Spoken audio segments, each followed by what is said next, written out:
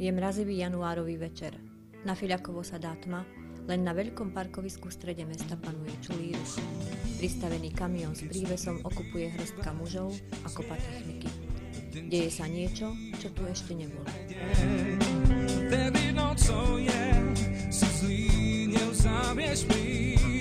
Mnohým doteraz neznáma skupina sa chystá na svoje veľké dni.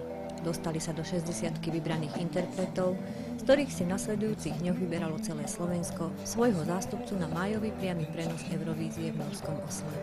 Treba natočiť upútavku na ich vystúpenie v slovenskej televízii.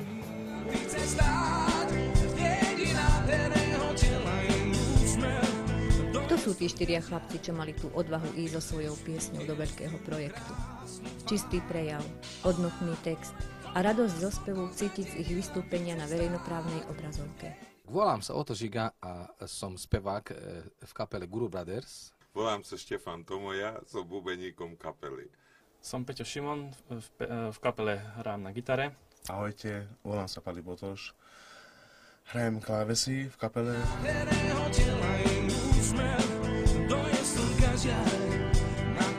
Zážitky z účasti v semifinálovom kole si pochvaľujú, aj keď vedeli, že dostať sa do finále je nemožné.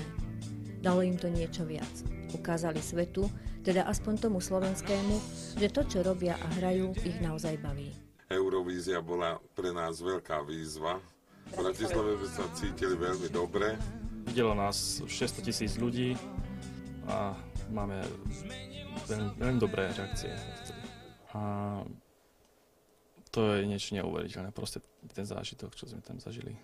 Čo je podstatné pre nás, že píšu nám svetoznámi ľudia, veľkí ľudia, ako napríklad Dalibor Janda, Lucia Bíla, ktorým sa strašne páči naša hudba, naša kapela.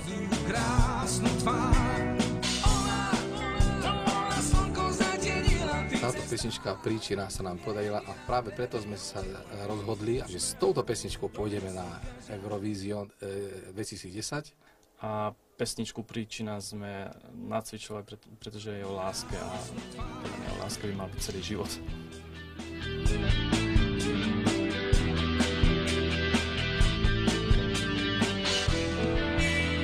Treba sa posunúť ďalej. Ich novou métou je vydanie vlastného albumu. Malej skúšobni na dvore rodinného domu patria všetky voľné chvíle, ktorých je popri pracovných povinnostiach pomenej.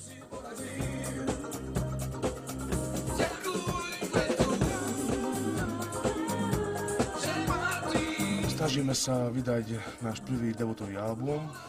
Máme tam naše srdce, máme tam našu dušu, máme tam všetko.